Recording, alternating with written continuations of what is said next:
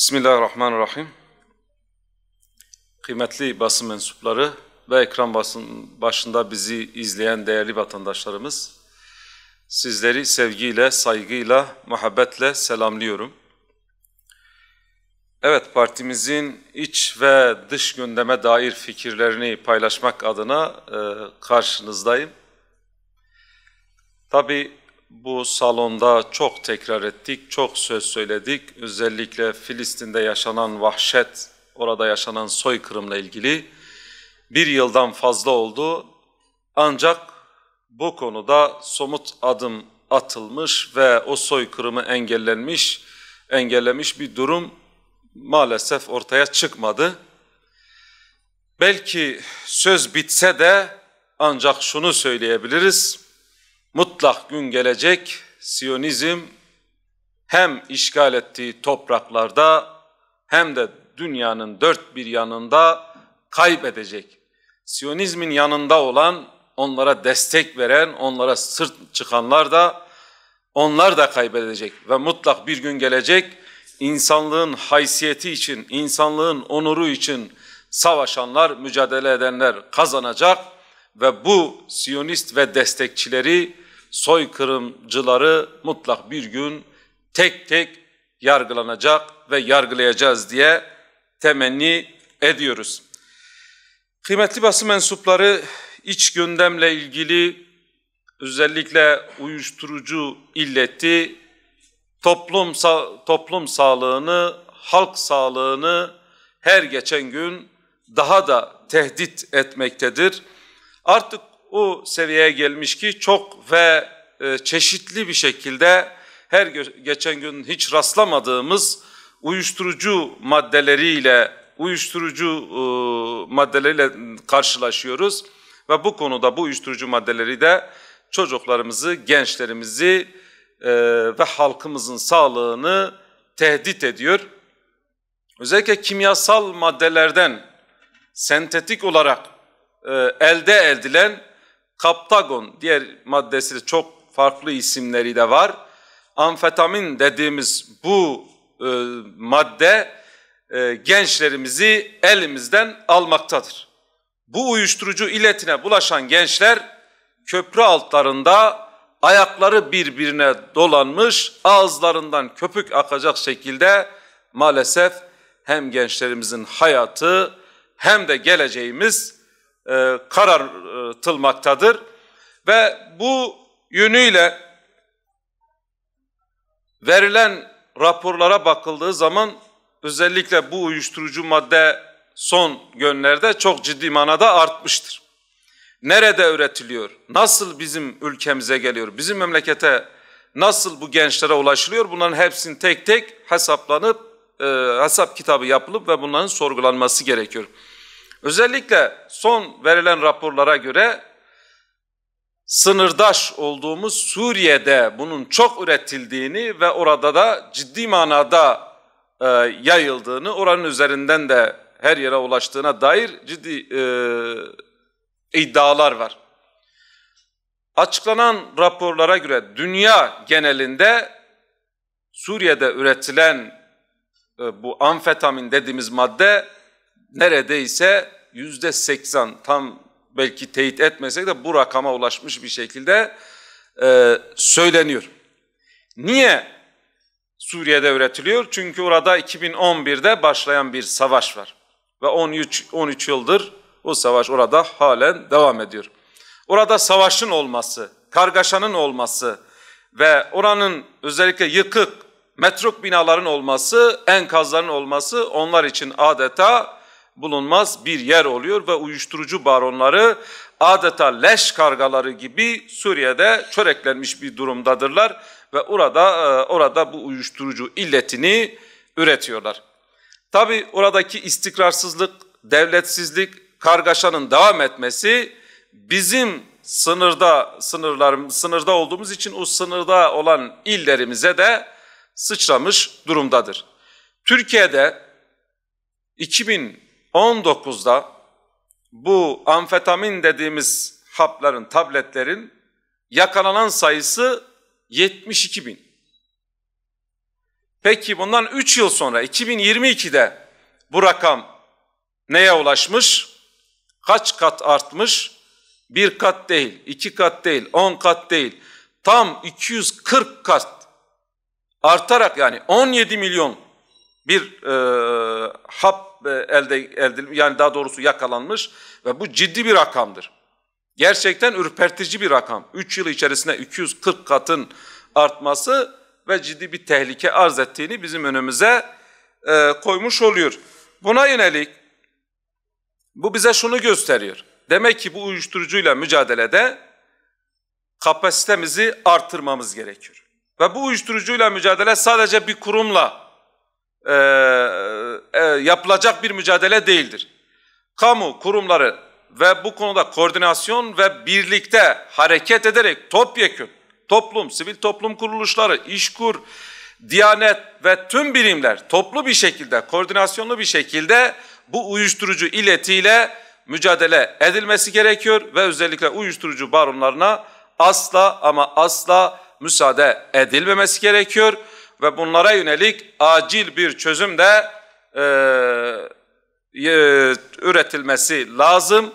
Özellikle Suriye sınırlarında olan illere buna yönelik de daha ciddi, daha organizeli bir şekilde uyuşturucuyla, bu illetle mücadele edilmesi gerekiyor. Bir diğer konumuz, son günlerde çok da konuşuluyor, festival rezaletiyle maalesef bu halkın, bu milletin imkanları, paraları çarçur ediliyor. Belediyeler ve kamu kurumları işte festival, Kültür Yolu Festivali ismi adı altında düzenlenen etkinlikler için yapılan milyonlarca liralık devasa harcamalar yapılıyor.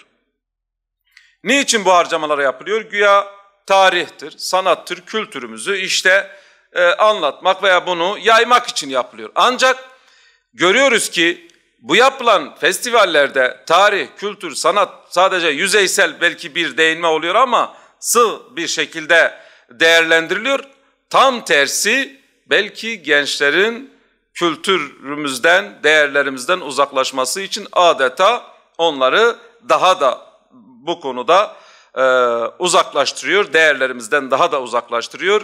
İfsat projeleri gibi işliyor, gençlerimizi yozlaştırıyor ve bu yönüyle festivalin bıraktığı, özellikle bu festivallerin bıraktığı tahribatların gerçekten incelenmesi gerekiyor. Hem ekonomi üzerinden hem de kültür üzerinden nasıl tahribatlar yapıldığının tek tek incelenmesi gerekiyor.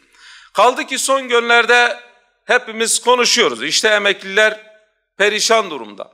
12.500 bir maaş alıyorlar. Geçinemiyorlar. İşte çoğu vatandaş evlerinin kirasını ödeyemiyor.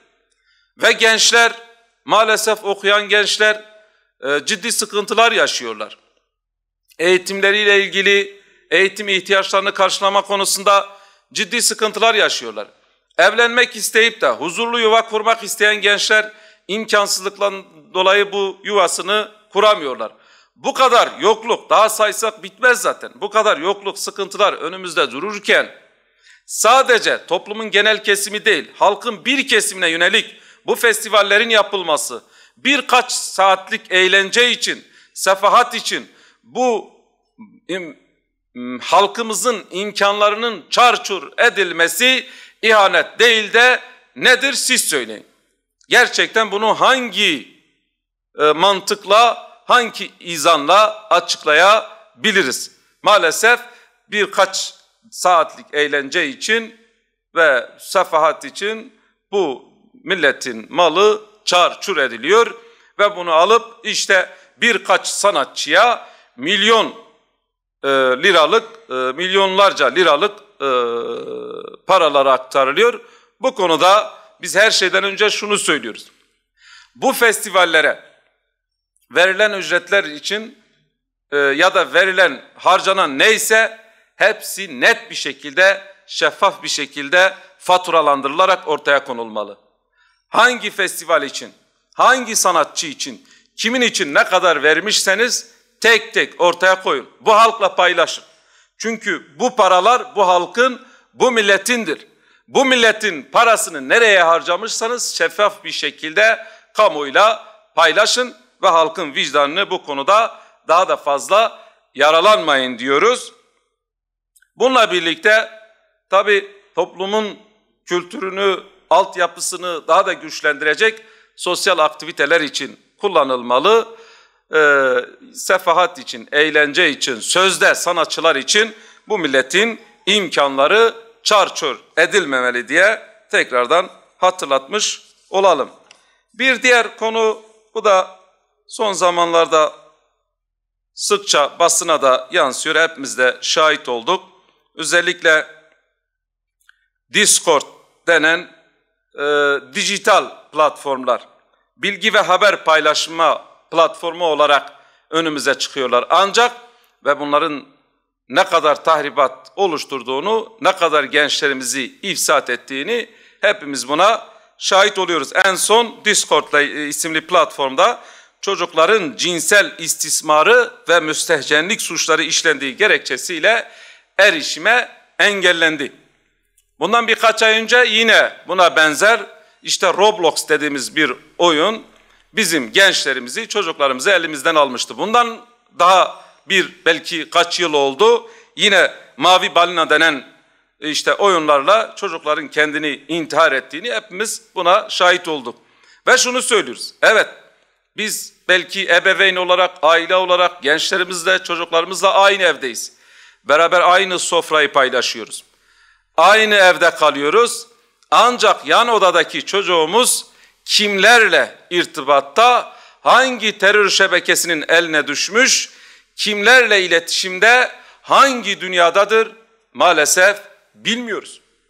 Çünkü bu oyunlar öyle tehlikeli oyunlardır ki gençlerin birkaç ay önce nasıl intihara sürüklendiğini hepimiz şahit olduk.